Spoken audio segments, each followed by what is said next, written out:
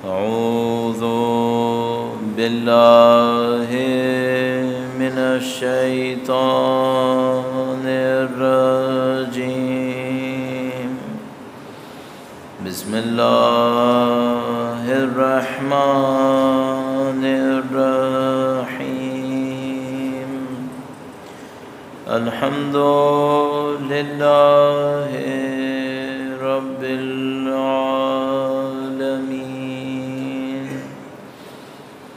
والصلاة والسلام على سيد الأنبياء والمرسلين، حبيب إله العالمين أبي القاسم محمد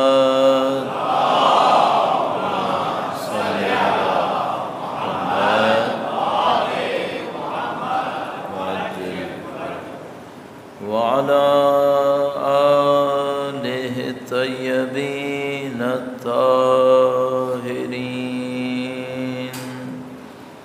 سيما بقية الله في الأراضين. قال الله تعالى في كتابه الكريم: بسم الله الرحمن الرحيم. أم حسبت أن أصحاب الكهف والرقيم كانوا من آياتنا عجبا. درود بھیجے گا محمد و آل محمد.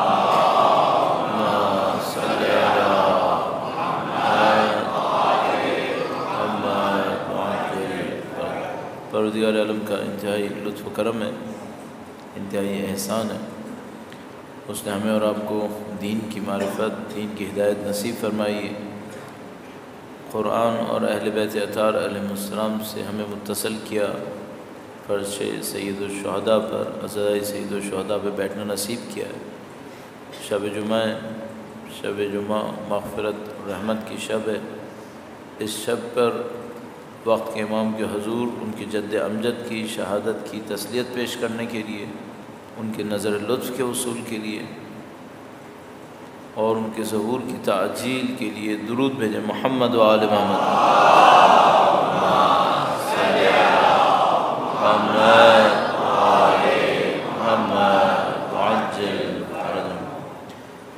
پروردگار عالم نے اپنی رحمت کے ذریعے سے پوری کائنات کے اندر جگہ جگہ ایسے موقع رکھے ہیں، ایسے امکانات رکھے ہیں کہ اس کے بندے اس کی طرف بڑھ سکیں، اپنے کمال کو حاصل کر سکیں. چاہے وہ بندے ہوں کہ جو عبودیت میں اچھے ہیں، عبادتیں اچھی ہیں، اللہ کی راہ میں محنتیں کی ہیں انہوں نے، ان کے لیے بھی امکان ہے. لیکن اس کے ساتھ ساتھ خدا متعال نے اپنے کمزور بندوں کو بھی ترک نہیں کیا ہے، نظر انداز نہیں کیا ہے. قرآن کریم کے اندر بہت لطیف تعبیرات خدا متعال اس وقت بیان فرماتا ہے جب اپنے گناہگار بندوں کو واپسی کا وعدہ دے رہا ہوتا ہے. قرآن کریم کی بے پناہ خوبیوں میں سے ایک خوبی یہ ہے کہ یہ ہر انسان کو خدا کی طرف بڑھنے کا کوئی راستہ سکھا رہا ہے. عبادت گزاروں کو، زاہدوں کو، متقی، پرہیزگار، ان سب کو بھی اور گناہ گاروں کو بھی. حتیٰ جو گناہ گار ہیں ان سے بھی یہ کہہ رہا ہے کہ تم خدا کی طرف بڑھنے کی کوشش کرو، اور ان کو وعدے دیتا ہے کہ میں قبول کروں گا. کبھی وعدے دیتا ہے کہ یہ مت سوچنا کہ میں دور ہوں. اذا سألک عبادی عنی انی قریب اجیب دعوت الداعی اذا دعانی فلیستجیبوا لی ولیؤمنوا بی.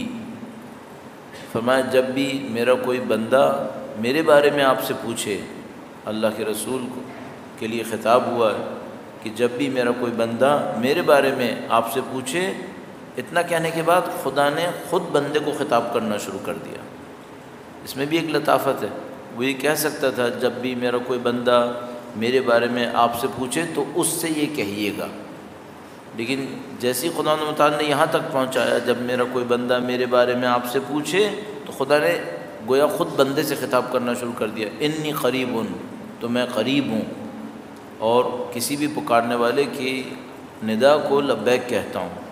تو گویا سب کو وعدہ دیتا ہے کہ تم لوگ قرب حاصل کرو، تم لوگ بندگی کرو، راستے میں بڑھنے کی کوشش کرو۔ شب جمعہ اس کام کے لیے آپ اور میں یہ کر سکتے ہیں کہ شب جمعہ کے لیے کوئی خاص پروگرام اپنے لیے رکھیں۔ ظاہر ہے کہ ہمارے پاس مساجد میں امام بارگاہوں کے اندر شب جمعہ کی مناسبت سے دعائے کمیل رکھی جاتی ہے، صبح جمعہ کی مناسبت سے مثلا دعائے ندبہ رکھی جاتی ہے۔ توفیق نصیب ہو تو اس میں شرکت کریں، خدا نہ کرے کبھی توفیق نصیب نہیں ہو رہی، کوئی بھی مسئلہ ہے، اپنے لیے کوئی نہ کوئی پروگرام ضرور رکھیں، یعنی شب جمعہ آئے اور بغیر کسی خاص کام کے گزر جائے، ایسا نہیں ہونا چاہیے۔ اگر ایسا ہوگا تو خدا نہ کرے ہم ان لوگوں میں سے کاؤنٹ نہ ہو جو توجہ نہیں دے رہے، جو خدا کی نعمتوں کو حاصل نہیں کرنا چاہتے۔ تو شب جمعہ کوئی کام کر لیں۔ ایک نماز میں بہت جگہ عرض کرتا ہوں، یہ نماز وعدہ دلاتی ہے کہ جو یہ نماز پڑھے گا اسے آخرت میں خدا اچھے رہنے کی جگہ نصیب کرے گا۔ نہیں معلوم اس کا مطلب کیا ہوگا، قبر کی زندگی برزخ کے اندر خدا متعال کس طرح کی رہائش اس نماز کے بدلے میں دے گا۔ اس نماز کے لیے بیان کیا ہے کہ نیت یہ کرے کہ میں نماز پڑھ رہا ہوں اور اس کا ثواب ہدیہ کروں گا رسول اللہ کی امت کے تمام مرحومین کے لیے۔ رسول اللہ کی امت میں جو بھی مرحوم ہیں ان سب کے لیے ہدیہ کریں گے۔ اور یہ نماز 2 رکعت ہے، مختصر سی نماز ہے، سورہ فاتحہ، سورہ کافرون اور سورہ اخلاص، یہ 3 سورہ اس میں پڑھنی ہے۔ 2 رکعت نماز ہے، سورہ فاتحہ، سورہ کافرون، سورہ اخلاص پہلی رکعت میں بھی، اور یہی تینوں دوسری رکعت میں بھی، اور آخر میں خدا تعالی سے دعا کرے کہ اس نماز کا ثواب امت محمدی کے تمام مرحومین کو خدا پہنچا دے انشاءاللہ۔ کہتے ہیں اس نماز کے صدقے میں خدا تعالی آخرت کی زندگی کے اندر برزخ میں، جس کو ہم لوگ قبر تعبیر کرتے ہیں، خدا تعالی اچھی رہائش نصیب کرے گا، رہنے کی اچھی جگہ نصیب کرے گا۔ تو میں سوچتا ہوں کہ جو لوگ دنیا میں گھر بنانے کے لیے تڑپتے رہتے ہیں، انہیں چاہیے آخرت میں گھر بنانے کی سوچیں۔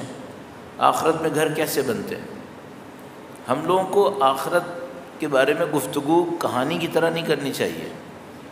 آخرت کے بارے میں گفتگو بالکل ایسے کرنی چاہیے جیسے کل جانا ہے، اور ظاہر ہے کہ سب نے جانا ہے۔ کیا کوئی ہو سکتا ہے کہ نہیں جائے؟ چاہے انسان مر جائے، ڈیڈ باڈی دفن بھی نہ ہو، نعوذ باللہ، کوئی سانحہ کسی کے ساتھ ہو جائے، جل گیا، کچھ بھی ہو، اس سے کوئی تعلق نہیں ہے، جانا سب نے قبر میں ہے۔ اب وہ قبر وہ 10 1.5 گز کا زمین کا ٹکڑا نہیں ہے، یہ تو وہ جگہ جہاں پہ ہم دفن کرتے ہیں لوگوں کو۔ لیکن جب یہ جو قبر کہتے ہیں، قبر کی زندگی، قبر میں یہ ہوگا وہ ہوگا، یہ سب در حقیقت برزخ کی زندگی ہے، وہ تو صرف ایک علامت کے طور پر ہے۔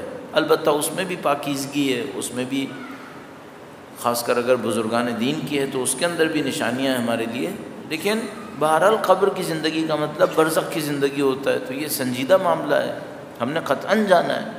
تو بالکل ایسے ہی جیسے اگر فرض کر لیجئے کہ آپ کا بیٹا کسی یونیورسٹی میں داخلہ لے لے، فرض کرنے قم جانے کے لیے، نجف جانے کے لیے، اور آپ کو بتائے کہ میں نے مثلاً 2 مہینے بعد جانا ہے، تو آپ کو پتہ ہوتا ہے کہ ہاں جانا ہے، تو پھر آپ اس کی تیاری کرتے ہیں کہ بھائی جب یہ نجف جائے گا تو کیا ہوگا، قم جائے گا تو کیا ہوگا۔ تو کیا یہ کہانی ہے؟ نہیں، کہانی نہیں ہے، قطعاً جانا ہے۔ تو جس طرح آپ ایک سفر طے کرتے ہیں کہ اس تاریخ کو سفر کرنا ہے، تو پھر آپ اس کی تیاری بھی کرتے ہیں، جہاں جائیں گے وہاں پہ کیا ہوگا۔ تو برزخ کی تیاری کیوں نہ کریں؟ اس دنیا میں گھر بنانے کے لیے بےتاب ہیں ہم لوگ، برزخ میں گھر کیوں نہ بنائیں؟ وہاں گھر کیسے بنتے ہیں یہ بھی روایات نے بیان کیا ہے۔ مثلا فرمایا کہ یتیموں کی دیکھ بھال کرو، خدا اچھا گھر دے گا وہاں پہ۔ اللہ کی راہ میں مسجد بناؤ، اس سے خدا تعالی گھر دے گا۔ اسی طریقے سے جو لوگ مصیبت میں مبتلا ہیں ان کی مصیبتوں کو آسان کر دو تو خدا اچھا گھر دے گا۔ تو یہاں پہ ایک گھر بنانے کے لیے پوری زندگی گزار دیتے ہیں، تو ہم لوگ برزخ کا گھر کیوں نہ بنائیں؟ اس کے لیے بھی کوشش کرنی چاہیے۔ انشاءاللہ پروردگار عالم ہمیں اور آپ کو دنیا اور برزخ دونوں میں اچھی زندگی نصیب فرمائے، انشاءاللہ آخرت میں بھی اچھی زندگی نصیب فرمائے۔ درود بھیجے گا محمد و آل محمد پر، صلی علی محمد آل محمد وعجل فرج۔ اب اگر کوئی آدمی کہے کہ بھئی ہمیں پتہ ہی نہیں چلتا، ہم نے دنیا میں اتنے کام کر لیے، نمازیں بھی پڑھ لی، روزے بھی رکھ لیے، ہمیں پتہ ہی نہیں چل رہا کہ ہماری آخرت بنی یا نہیں بنی، تو اس کا ایک حل بیان کیا گیا ہے۔ حل یہ بیان کرتے ہیں، کہتے ہیں کہ یہ دیکھو کہ تم جو عبادتیں کر رہے ہو، اس کو کرتے ہوئے تمہیں خدا کی قرب کا کوئی احساس ہو رہا ہے؟ خدا نزدیک آتا لگ رہا ہے؟ خدا سے رشتہ جڑتا کچھ نظر آ رہا ہے؟ اگر ساری عبادتیں کرو اور نہیں احساس ہو کہ بھئی خدا سے نزدیک ہوئے نہیں ہوئے، خدا کا خوف، خدا کی محبت دل میں آئی یا نہیں آئی، اگر یہ سب نہیں ہو رہا ہے تو اس کا مطلب یہ ہے کہ ابھی اوپر اوپر معاملہ چل رہا ہے، ابھی وہ گہرائی تک بات نہیں گئی ہے۔ تو آپ اور میں کوشش یہ کریں کہ ہماری عبادتیں اتنی اچھی ہو جائیں کہ یہ بات گہرائی تک چلی جائے۔ اور یہ جو چند مجالس آپ کی خدمت میں عرض ہوئیں، آج اس سلسلے کی یہاں آخری مجلس ہے، اس کا ہدف یہی تھا کہ یہ جو ہم عبادتیں پہلے سے کر رہے ہیں ان کو بہتر کیسے بنایا جائے۔ ہدف یہ نہیں ہے کہ کوانٹٹی بڑھاتے رہیں، کوانٹٹی بڑھتی رہی کوالٹی نہیں ہوئی تو پھر کیا فائدہ ہوگا اس کا۔ کوالٹی کم رہے، یعنی کوانٹٹی کم رہے لیکن کوالٹی بڑھ جائے، تو جو نمازیں پڑھ رہے ہیں یہ کیسے اچھی ہوں گی؟ تو اس کے لیے ہم نے آپ کی خدمت میں عرض کیا، اسی لیے ہم نے کوشش یہ کی کہ کوئی ایسی بات نہ کہیں جس میں ٹائم بہت زیادہ لگنا ہو، ورنہ لوگ کہیں گے بھئی اتنا ٹائم ہمارے پاس نہیں ہے۔ تو بھئی جو نماز آپ پہلے سے پڑھ رہے ہیں، مثلا کسی جماعت سے آپ پڑھ رہے ہیں تو وہ تو اتنا ٹائم اب لگے گا، لیکن اگر آپ اس کو صحیح پڑھ لیں تو آپ کا وہ ٹائم جو ہوگا وہ کوالٹی ٹائم ہو جائے گا، آپ کو آخرت میں دنیا میں اس کا اثر ملے گا۔ تکبیرۃ الاحرام تو کہنا ہی ہے، اللہ کو یاد کر کے کہو، رکوع میں تو سر جھکانا ہی ہے، سبحان ربی العظیم و بحمدہ کہنا ہی ہے، تو کچھ سوچ کے بول دو، تو وہی ٹائم لگے لیکن کوالٹی امپروو ہو جائے، اس کے اوپر ہم نے کنسنٹریٹ کیا اور نماز کے طریقے عرض کیے، نماز کی حکمت کو بھی بیان کیا۔ پھر جسم کے اوپر کنٹرول کرنے کی بہت زیادہ بات ہوئی کہ بھئی جسم پہ کنٹرول ہوگا تو ذہن کنٹرول ہوگا، اور آپ میں سے کچھ لوگوں نے اس کو ٹرائی کیا ہے، کچھ لوگوں نے بتایا ہے کہ ہاں بھئی ان کو اس میں فرق نظر آ رہا ہے، تو آپ جو باقی بھی کوشش کر رہے ہیں انشاءاللہ ان کو بھی اس کا فرق نظر آ رہا ہوگا، جو نہیں کوشش کر پائیں وہ کوشش کرنے کی کوشش کریں گے، اور انشاءاللہ خدا تعالیٰ انشاءاللہ اپنے فیض و برکت سے اس لطف میں اور اس مزے میں اور اضافہ فرمائے گا انشاءاللہ تعالیٰ۔ کل ہم نے تسبیح کا ایک طریقہ بھی عرض کیا تھا، اس کے اوپر بھی بات ہوئی تھی، اور کچھ دوست احباب ہوں گے جنہوں نے اس کو کوشش کی ہوگی، اور میرا اپنے خیال ہے کہ کچھ کو کچھ رزلٹ شاید ملے بھی ہوں کہ ہاں بھئی کچھ لگ رہا ہے کہ کچھ دل پہ اچھا اثر ہوتا ہے۔ اچھا اگر نہیں بھی ہوا ہے، ابھی 24 گھنٹے ہی تو گزرے ہیں، تو ایک آدھ ہفتے تو ضرور ٹرائی کریں، اور آپ انشاءاللہ اس کے اندر ایک خاص مزہ، ایک خاص لطف آپ احساس فرمائیں گے انشاءاللہ تعالی۔ اب میں چونکہ آج اس سلسلے کی یہاں پہ آخری گفتگو ہے تو اس کو چند اور پوائنٹس کے ساتھ مدد لگاتے ہوئے پورا کرنے کی کوشش کروں گا۔ اگر آپ کے ذہن میں ہو تو 2-3 دن پہلے ہم نے ایک بات عرض کی تھی کہ اپنے تعلقات میں تھوڑا سا ہاتھ اوپر رکھیں، فضل و کرم دکھائیں، اعلیٰ کردار دکھائیں۔ یہ جو اعلیٰ کردار ہے یہ بہت لطف دیتا ہے انسانوں کو بہت مزہ دیتا ہے، اور اس مزے سے روح زندہ ہوتی ہے۔ جس طرح اچھا کھانے سے، کوالٹی کا کھانا کھانے سے انسان کے بدن کو فائدہ ہوتا ہے، کردار اچھا دکھانے سے روح کو بہت فائدہ ہوتا ہے، روح کو زندگی ملتی ہے۔ ان کرداروں میں سے ایک کردار جو بہت امپورٹنٹ ہے، ہر دیندار کے پاس نہیں ہے تو سمجھ لیں کام خراب ہے، نقص ہے، عیب، بہت بڑی مشکل ہے، آپ کی خدمت میں عرض کرنے کی کوشش کروں گا۔ درود بھیجے گا محمد و آل محمد، صلی علی محمد و آل محمد وعجل فرج۔ اس ٹائپ کے سوشل سرویز بہت ہوتے ہیں، سوسائٹی کے کو جانچنے کے لیے سروے ہوتے ہیں۔ مثال کے طور پر ایسی سینیریو بناتے ہیں کہ بھئی لوگ یہاں سے گزر رہے ہیں، کوئی ایک آدمی کسی مصیبت میں ہے، تو کسی نے دیکھا اور نظر انداز کیا، اپنے راستے پہ چل دیا، کسی نے دیکھا 2 منٹ رکا کہ معاملہ خراب ہو گیا ہے، بیچارہ مصیبت میں ہے، تھوڑا سا سر ہلایا کہ ہاں بھائی تھوڑا سا مسئلہ ہے، پھر چلا گیا۔ پھر کوئی رکا اور اس نے کہا کہ نہیں بھائی مجھے اس کا کچھ ساتھ دینا چاہیے، تو وہ نزدیک آیا، پھر اس کو نظر آیا کہ نہیں بھائی معاملہ بہت زیادہ خراب ہے، تو وہ چلا گیا۔ اس طرح بہت سرویز ہوتے ہیں۔ اب ظاہر اس میں ایک آدھ کوئی ایسا بھی آئے گا کہ جو ساتھ بھی دے دے گا۔ تو یہ جو سو کالڈ سویلائزڈ سوسائٹیز ہیں، یہاں پر ایسے سروے ہوتے ہیں، بعض اوقات رزلٹس بہت وحشت ناک ہیں، اچھے بھی ہیں لیکن بعض اوقات انتہائی وحشت ناک ہیں۔ مثلا کسی کا ایکسیڈنٹ ہو گیا، چائنا کے اندر بھی کچھ وقت پہلے ایسا ہوا تھا، کوئی بچی کچلتی رہی گاڑیوں کے نیچے، کسی نے توجہ نہیں دی۔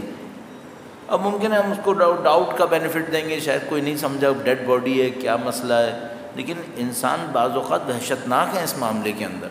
اچھا اب چلیے وہ جیسے بھی ہیں، اس سے ہمیں کیا سروکار، فی الحال البتہ ہمیں سروکار ہے انسان ہونے کے ناطے، لیکن فی الحال ہم اپنے بارے میں گفتگو کر رہے ہیں۔ تو ہم جو دیندار ہیں، ہمارے اندر ایک حس کا ہونا بہت ضروری ہے، اور وہ ہے ہمدردی کی حس۔ خدا نہ کرے اگر نہیں ہے، مثلا میں کسی کے کام نہیں آ سکا، کوئی بات نہیں، میں کسی کے کام نہیں آنا چاہ رہا، یہ کوئی بات نہیں ہو سکتی، یہ کوئی بات ہے، یہ کوئی گڑبڑ ہے۔ نہیں آ سکے کوئی بات نہیں، مثلا ایک آدمی آیا میرے پاس، اس نے مجھ سے کچھ کہا، میں اس کی ہیلپ نہیں کر سکا، اس وجہ سے کہ مثلا مجھے یہ لگا کہ بھائی یہ تو بہت دفعہ کہہ چکا ہے، یہ ایسے ہی کہتا رہتا ہے، مجھے لگا آدمی صحیح نہیں ہے، مجھے لگا میں نہیں کر پاؤں گا، میرے پاس پیسے نہیں ہیں، یہ سارے علیحدہ مسائل ہیں۔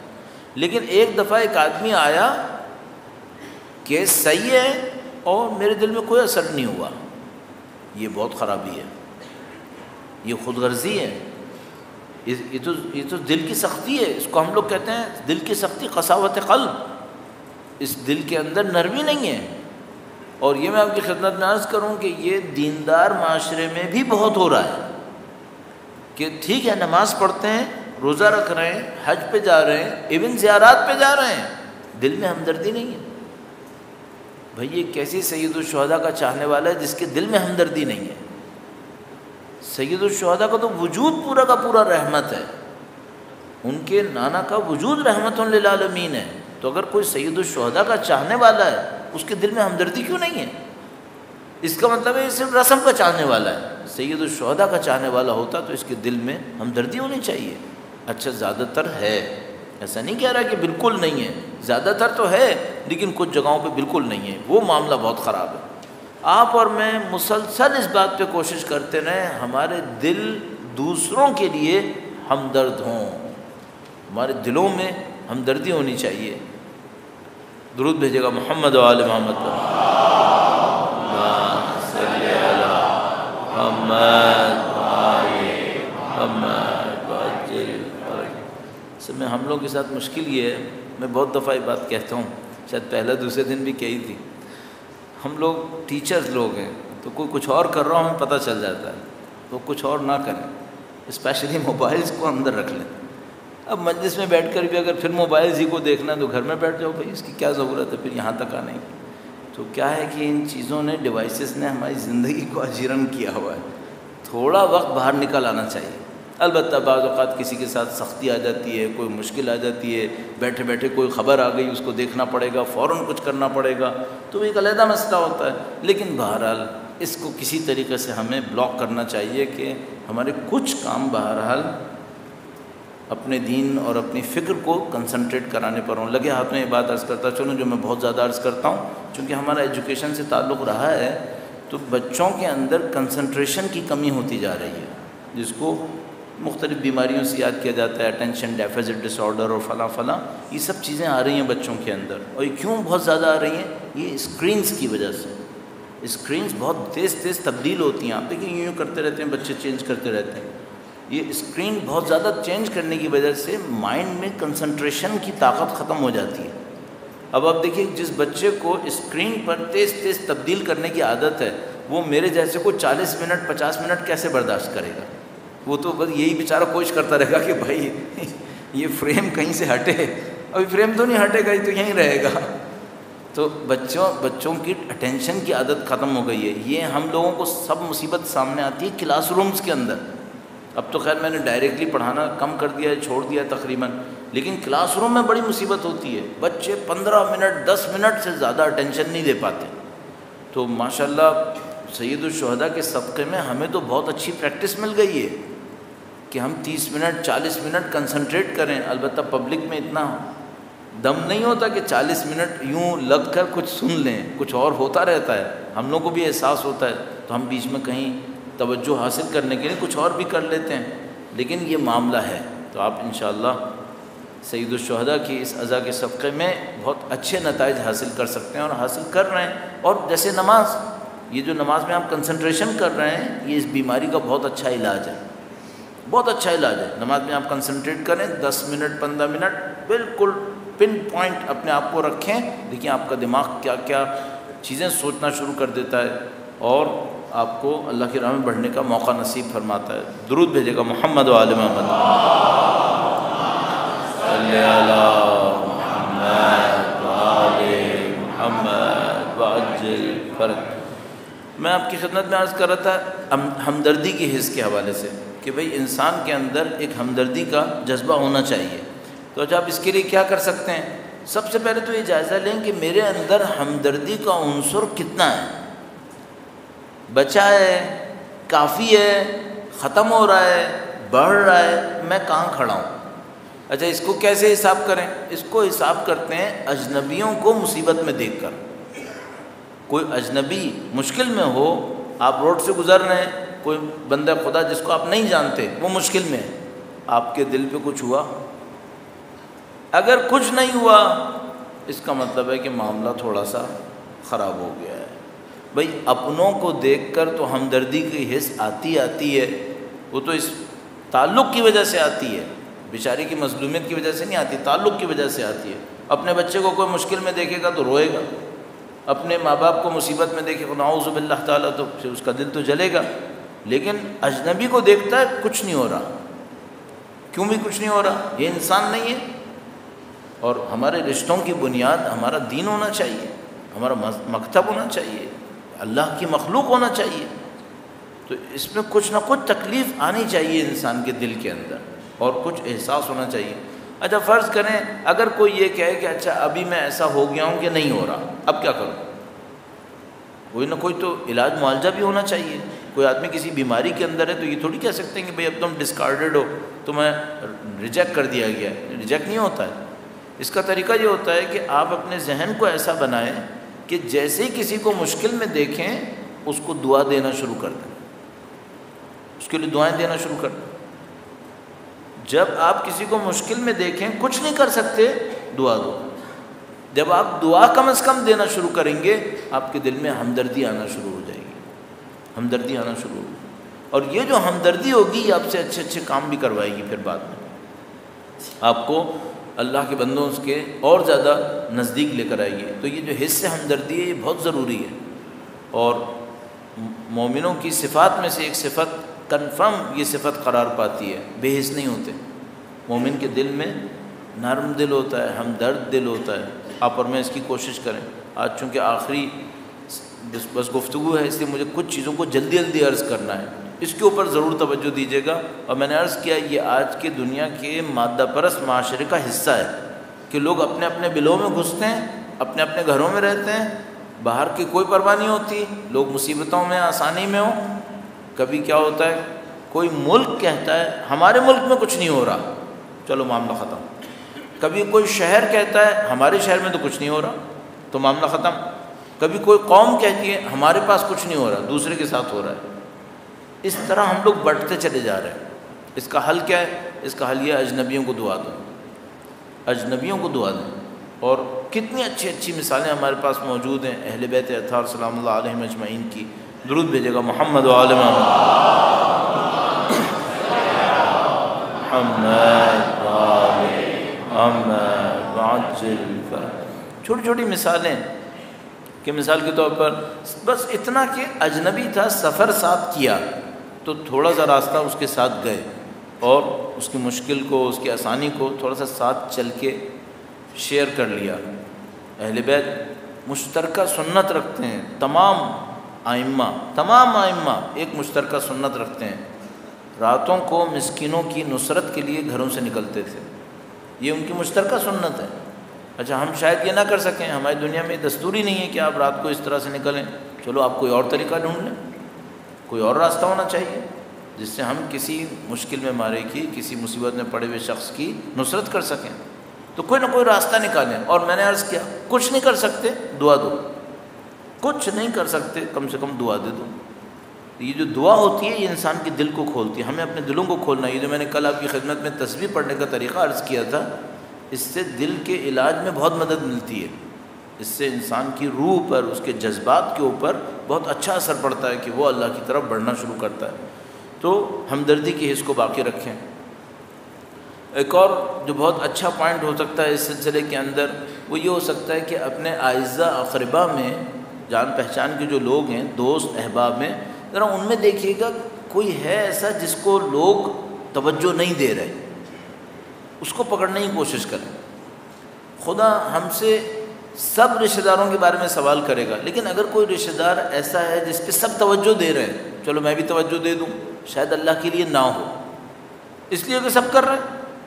لیکن اگر کوئی رشتہ دار ایسا ہے جس کو کوئی توجہ ہی نہیں دے رہا ہے، اس وجہ سے کہ مثلا میں نے شاید کل بھی عرض کیا تھا، کمزور ہو گیا ہے کسی بھی وجہ سے، ایک زمانے میں تھا اس کے پاس کوئی طاقت واقت تھی، اب کچھ نہیں ہے، مثلا وہ بات نہیں رہی ہے جو پہلے معاشرے کے اندر تھی، تو یہ جو بیچارہ ہوتا ہے یہ اور زیادہ کڑ رہا ہوتا ہے کہ جب میں طاقتور تھا تو لوگ کتنا میرے آگے پیچھے تھے، اور اب میں اس حالت میں آ گیا ہوں تو کوئی میرا پرسان حل نہیں ہے۔ تو ایسے لوگوں کو آپ پکڑ لیں،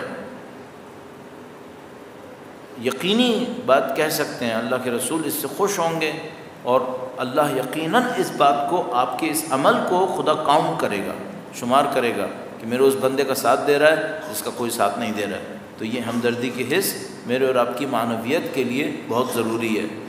اب ہم نے نماز کے بارے میں عرض کیا تھا، نماز غفیلہ کے بارے میں بھی شاید بیچ میں کہیں عرض کیا تھا، زیارت کے بارے میں عرض کیا، ایک دفعہ زیارت کے بارے میں بھی عرض کیا تھا کہ تسبیح کے بارے میں، اور زیارت کے بارے میں عرض کیا تھا کہ آپ ایسی زیارت کیجیے گا جیسے امام کو دیکھ رہے ہوں۔ اور میں ایک بات اور آپ سے عرض کرنا چاہ رہا تھا آخری پوائنٹس کی طرف جاتے ہوئے، ہم یہ جو دعا پڑھتے ہیں امام کے وجود کے لیے، دعائے اللہم کل ولیک، اس کو ذرا توجہ سے گزارنے کی کوشش کریں۔ میں اس کے اوپر چند جملات عرض کروں گا تاکہ انشاءاللہ اس دعا میں ہماری کوئی اور طاقت شامل ہو جائے۔ درود بھیجے گا محمد و آل محمد۔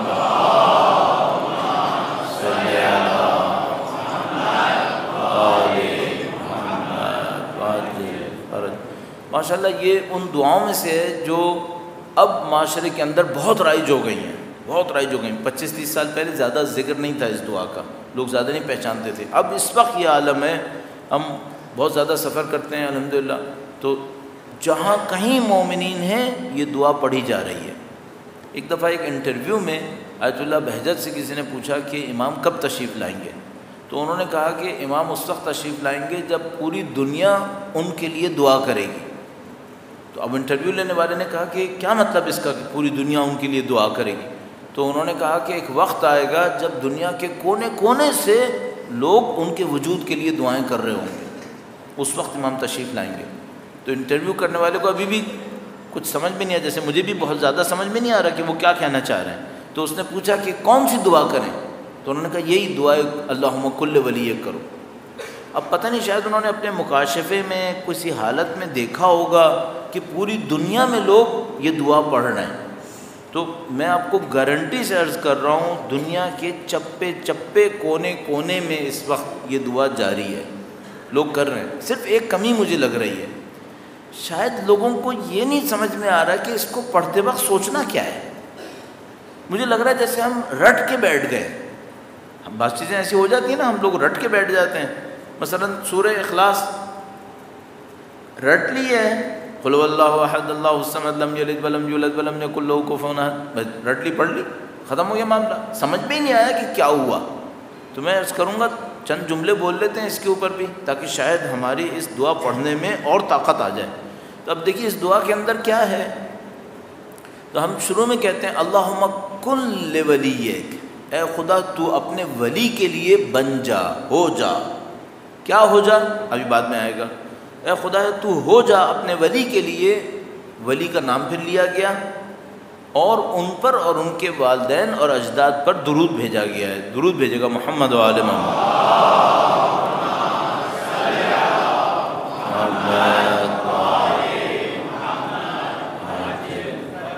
امام کا نام لیا گیا، اللہم کل ولیک، امام کا نام صلواتک علیہ وعلی آبائہ، اے اللہ تیرا درود ان پر ہو اور ان کے والدین پر، اجداد پر۔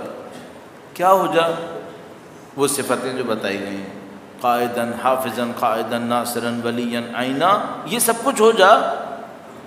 اچھا آپ اور میں جب یہ پڑھ رہے ہوتے ہیں تو یہ سوچ رہے ہوتے ہیں کہ خدا سے ہم کیا کہہ رہے ہیں، کہ خدا کیا ہو جائے؟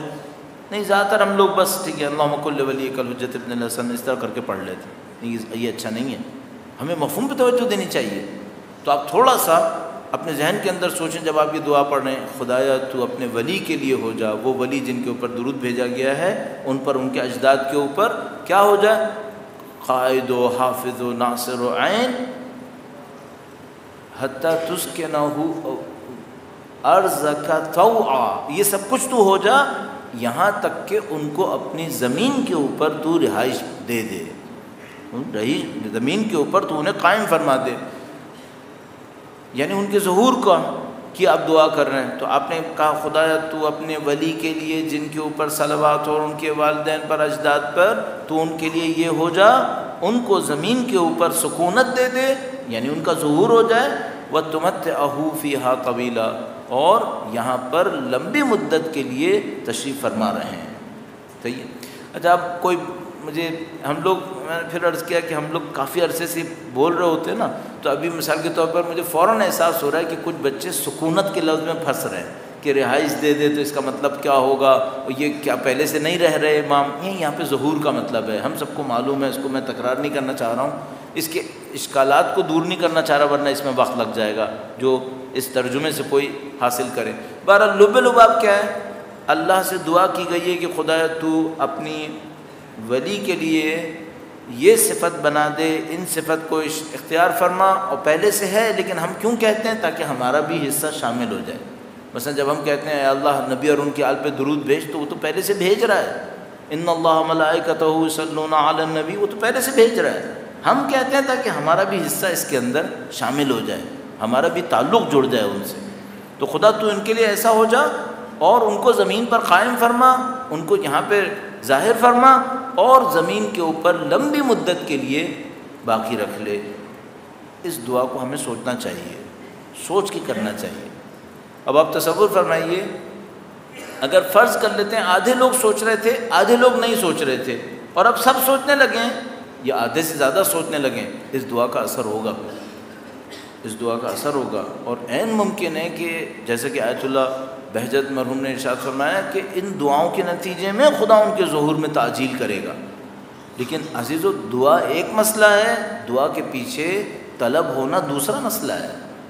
دعا تو ہم زبان سے کر رہے ہیں، سوچیں طلب کریں تو خدا متعال یقیناً کرے گا، لیکن ہم طلب نہیں کر رہے، بعض اوقات ہم صرف دعا کر رہے ہیں۔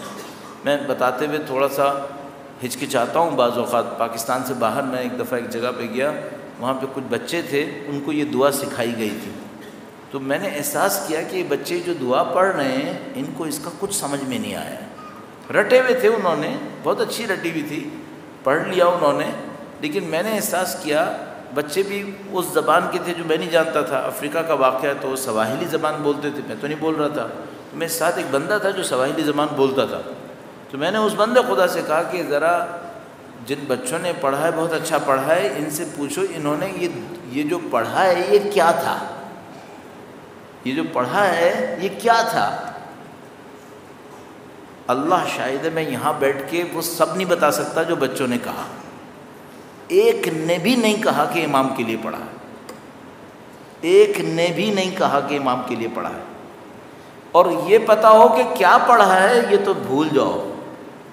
نعوذ باللہ، کوئی بول رہا تھا میں نے لوری پڑھی ہے، کوئی بول رہا تھا میں نے کسی کے لیے کیا بول دیا ہے، اور ایک آدمی نے تو ایسی چیز بتائی جو میں نے بتایا میں بول ہی نہیں سکتا ہوں یہاں پہ بیٹھ کے۔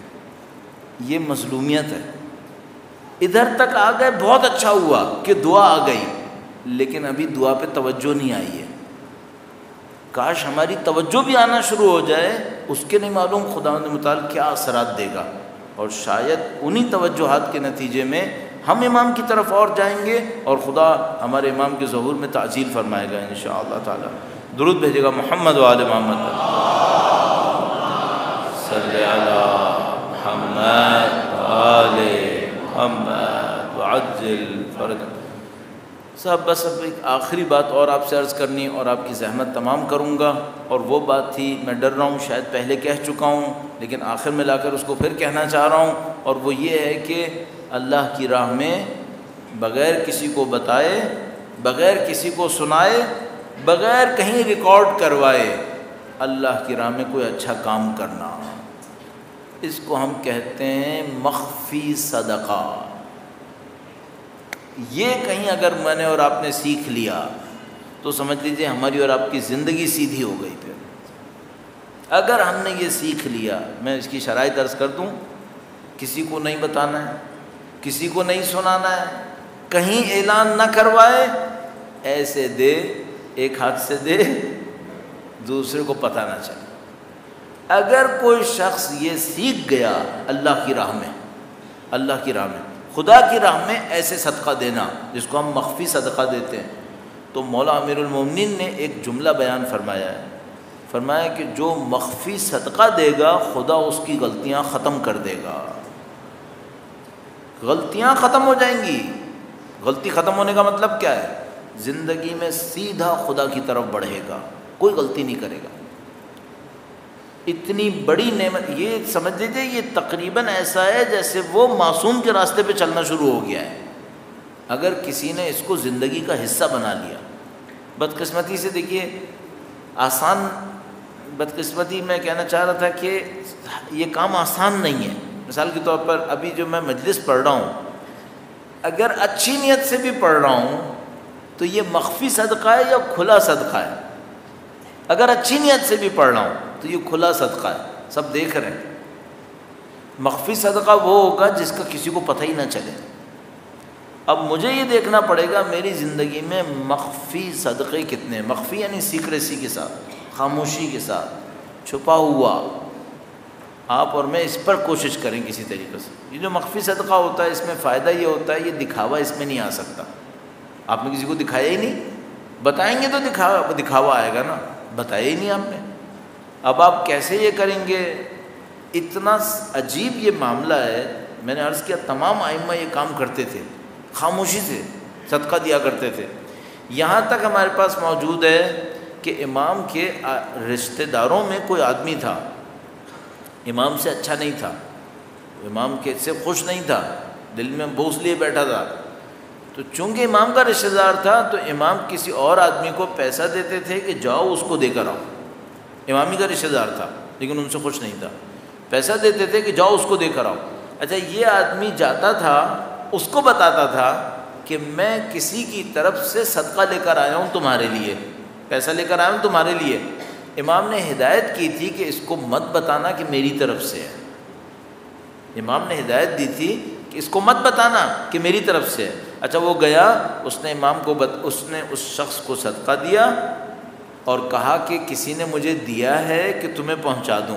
اب اس آدمی نے جواب میں کیا کہا؟ اس کا روٹین تھا، ہر مہینے امام بھجواتے تھے، ہر مہینے وہ کہتا تھا کہ دیکھو جو تمہارا آدمی صدقہ دیتا ہے نا یہ بہت اچھا آدمی ہے، یہ میرا خیال رکھتا ہے، اور پھر امام کا نام لے کر کہتا تھا کہ ایک وہ میرے رشتہ دار ہیں وہ میرا خیال نہیں کرتے۔ بیوقوف اس آدمی سے جو مڈل مین تھا اس سے کہتا تھا تمہیں جو صدقہ دیتے ہیں بہت اچھا آدمی ہے، میرا خیال رکھتا ہے، لیکن ایک وہ میرے رشتہ دار ہیں نعوذ باللہ تعالی وہ میرا خیال نہیں کرتے۔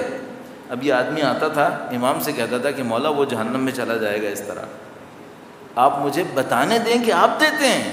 امام نے فرمایا نہیں، ابھی بھی صحیح نہیں، مت بتاؤ۔ یہ اس معاملے میں اتنا اصرار کر رہے ہیں چھپانے کے اوپر۔ اب مجھے ڈر یہ ہے کہ ہم لوگ بہت سارے اچھے کام کرتے ہیں لیکن چلا چلا کے کرتے ہیں، میری طرح جیسے میں بھی بول بول کے کر رہا ہوں۔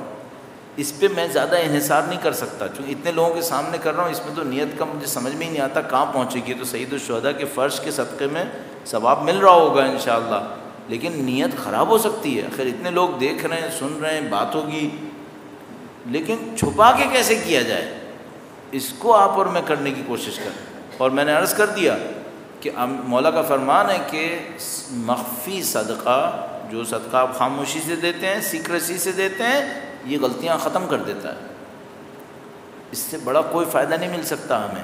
کہ ہماری غلطیاں ختم ہو جائیں، بہت بڑا فائدہ ہے یہ۔ تو اس کے اوپر کہیں آپ اصرار کریں اور کسی بندے کا دل خوش کر لیں، کسی کی مصیبت کو آسان کر دیں، احسان جمائے بغیر، کچھ کہے بغیر، کچھ بتائے بغیر، میں نے عرض کیا، کئی دفعہ عرض کر چکا ہوں، اعلان کیے بغیر جو ہمارے معاشرے کے اندر رائج ہے، فلاں نے دیا ہے، فلاں نے کیا ہے، پروگرامز ہو رہے ہوتے ہیں، اس میں لوگوں کے نام لیے جا رہے ہوتے ہیں، انہوں نے اتنا دیا ہے، اس سے بات نہیں بن پائے گی، اس سے کام شاید اتنا اچھا نہیں ہو پائے گا۔ ہمیں کچھ چیزوں کو بہت خاموشی سے کرنا ہوگا، باقی کچھ چیزیں کھول کے بھی کر لیں، وہ بھی کوئی مسئلہ نہیں ہے، اگر نیت پہ کنٹرول ہے تو خوب بتا کے بھی کر لیں، لیکن کچھ چیزوں کو خاموشی سے کرنے کی کوشش کریں انشاءاللہ۔ عزیزان محترم، ایک دن آنا ہے جب ہم سب نے خدا کے سامنے کھڑا ہونا ہے، اس وقت خدا نے ہم سے حساب لینا ہے، اور میری اور آپ کی نیت نے اتنا سا بھی اگر کھوٹ ہوا وہ پکڑ لے گا۔ یعلم خائنۃ الاعین وما تخفی الصدور، وہ دلوں کی خیانت، آنکھوں کی خیانت اور دلوں کے چھپے ہوئے راز بھی جانتا ہے، آنکھوں کی خیانت اور دلوں کے چھپے ہوئے راز بھی جانتا ہے، تو وہ سب پکڑ سکے گا۔ لیکن آپ اس کے جواب میں ہم سے کہہ سکتے ہیں کہ جو خدا دلوں کے بھید جانتا ہے تو وہ ہمارے دلوں کے بعض اچھے بھید بھی جو جانتا ہے، اچھے راز بھی جانتا ہے۔ تو مثلا کوئی پوچھ سکتا ہے بھائی ہمارے دلوں کے وہ اچھے راز کون سے ہیں؟ ہمارے دلوں کے وہ اچھے راز وہ ہیں جب ہم نے تنہائی میں اپنے امام پر غم کی گریہ کیا ہو، یہ ہمارے دل کے اچھے راز ہیں۔ مثلا آپ کہیں بیٹھے ہوں، خاموشی سے اچانک آپ کے دل میں اپنے امام کی مصائب کا کوئی جملہ آئے اور آپ خاموشی سے روئے اپنے امام کے لیے، تو یہ آپ کا اور ہمارا اچھا راز ہے۔ اس اچھے راز کو بھی خدا جانتا ہے، اس اچھے راز کو بھی قیامت کے دن لے کر آئے گا۔ اور کتنی اچھی رسم تھی پہلے، ابھی بھی کچھ لوگوں کے پاس ہے کہ جب بھی پانی پیتے تھے، کم سے کم ٹھنڈا پانی پیتے تھے تو اپنے امام کو یاد کر لیتے تھے۔ کتنا اچھا۔ مثلا آپ رات کی تاریکی میں اٹھے ہوں، آپ کو پیاس لگی ہو، رات میں آپ گئے، آپ نے کہیں پانی پیا اور وہیں بیٹھے بیٹھے آپ نے کہا السلام علیکہ یا ابا عبد اللہ، آپ کے خشک لبوں کو ہمارا سلام۔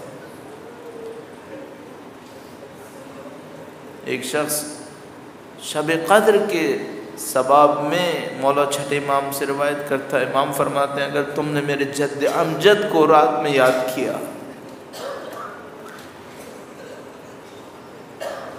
میں چند جملے اور عرض کرنا چاہوں گا۔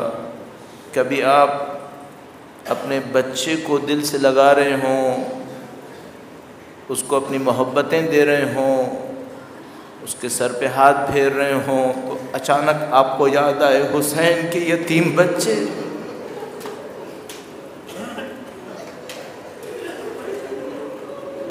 کبھی ہوتا ہے آپ اپنے بچوں کو سوتا دیکھتے ہیں، آپ کو محبت آتی ہے کہ میرا بچہ کتنے سکون سے سو رہا ہے۔ ذرا اس لمحے کو یاد کیجیے گا جب سید الشہداء کے سر بریدہ لاشے سے آواز آئی، اے میری بچی تو میرے پاس آ جا۔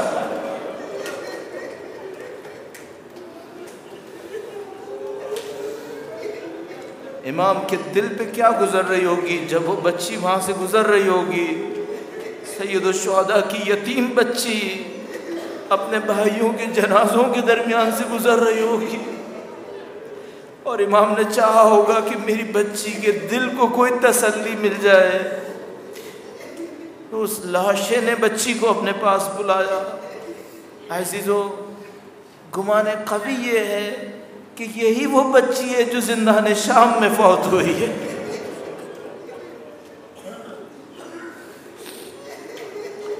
سید الشہداء کی بچیوں سے چند مصائب ہمارے پاس ہیں. ان میں کچھ مصائب میں سن عمر زیادہ ہے، کچھ مصائب میں عمر بہت کم ہے، اور گمان قوی یہ ہے کہ ایک ہی بچی ہے جو ایک خاص سن کے اندر ہے جس کی سب مصائب ہیں. اور مصائب میں اگر میں آپ کو یاد دلاؤں ان مصائب میں، تو ایک وہ مصیبت کا پہلو ہے جب سید الشہداء آخری دفعہ ذوالجناح پر سوار ہوئے اور ذوالجناح سے کہا کہ چلے، اور ذوالجناح نہیں چلا. اور روایات کے مطابق سید الشہداء نے ایک بچی کو ذوالجناح کے قدموں سے لپٹے ہوئے دیکھا، جو حسب روایت کہہ رہی تھی کہ ذوالجناح میرے بابا کو لے کے مت جا، جو جاتا ہے وہ واپس نہیں آتا. ایسے یہاں پہ ایک مکالمہ ہے، اس مکالمے میں کچھ لوگوں نے کہا ہے کہ صحیح ہے، کچھ لوگوں نے تردد کیا ہے کہ شاید یہ مکالمہ صحیح ہے یا صحیح نہیں ہے. اور مکالمہ یہ ہے کہ اس بچی نے امام سے کہا کہ بابا مجھے آخری دفعہ اپنے گلے سے لگاؤ. ایسے مجھے نہیں یقین، مجھے نہیں معلوم یہ مکالمہ صحیح ہے یا نہیں ہے، لیکن اگر بچی نے یہ کہا ہے تو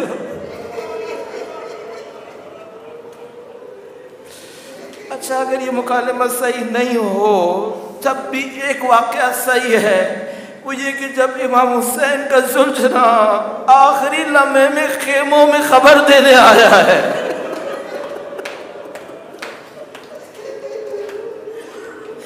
سید الشہداء کے اطفال خیمے سے نکلے، یتیم بچے ذوالجناح کے گرد جمع ہو گئے.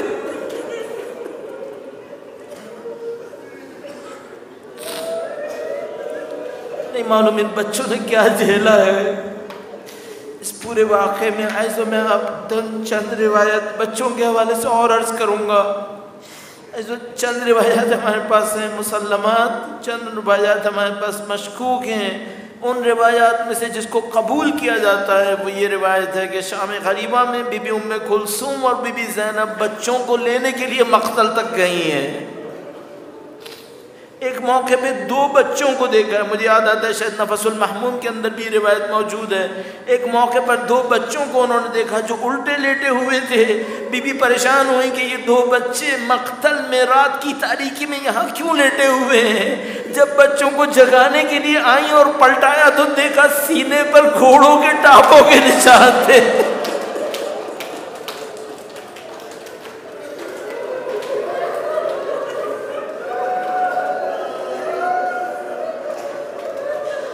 اللہ اکبر.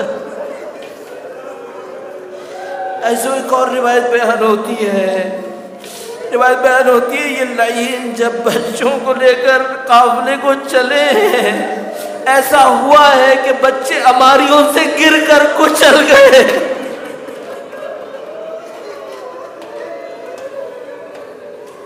اور بچوں نے کیا جھیلا ہے اللہ جانتا ہے. ایسا بس جرأت کرتے ہوئے آخری جملات کی طرف، زندان شام میں سید الشہداء کی ایک بچی کا انتقال ہوا ہے. قطعاً اس کے اندر کوئی شک نہیں ہے، کوئی بچی سید الشہداء کی زندان شام کے اندر یقیناً فوت ہوئی ہے. اب عجیب معاملہ یہ ہے، میں نے خود قم کے اندر مشہور روایت ہے، علماء بیان کرتے ہیں، اس کے اوپر شاہدین بھی موجود ہیں. ایک موقع پر یہ جو قم شام کے اندر زندان کے اندر بچی کا لاشا موجود ہے، قبر مقدس موجود ہے. کچھ سالوں پہلے، کئی سالوں پہلے اس قبر مقدس کو پانی کے جانے کی وجہ سے کھولنا پڑ گیا تھا. جب اس کو کھولنا پڑ گیا تھا، مجھے یاد ہے میں نے بھی اپنے علماء سے کانوں سے سنا ہے، انہوں نے بیان کیا کہ جب اس بچی کو اٹھایا گیا ہے تو عزیزو کرتا جلا ہوا تھا، اس پر خون کا نشان باقی تھا.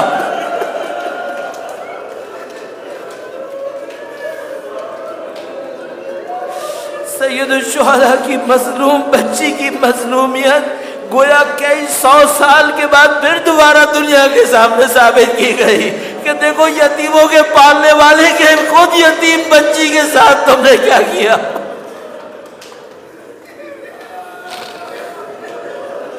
ألا لعنة الله على القوم الظالمين وسيعلم الذين ظلموا أي منقلب ينقلبون ما تم ينصر